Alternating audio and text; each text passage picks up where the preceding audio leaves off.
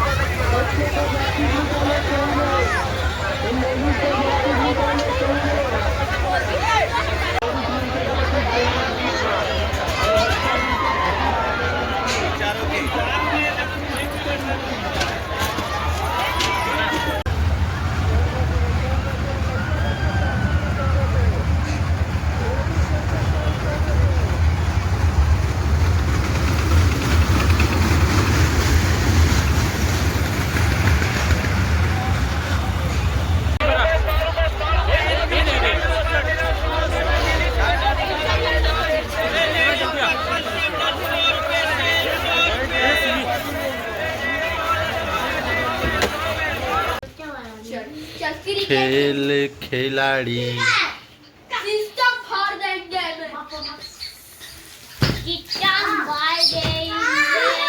बाबूजी सिस्टम फाड़ देंगे बोलो बता सिस्टम फाड़ देंगे नहीं है, पैसा नहीं है। मेरे पास बंदूक है।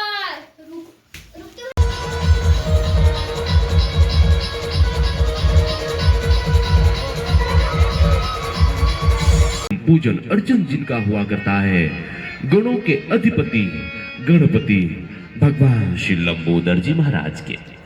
साथियों, भगवान श्री लंबोदर जी महाराज का प्रथम पूजित होना यूं ही संयोग मात्र नहीं है, बल्कि हमारे जीवन में माँ बाप के प्रति संवेदनाओं के साथ समर्पण की पराकाष्ठा को प्रदर्शित किया करता है। जी हाँ साथियों, जिस समय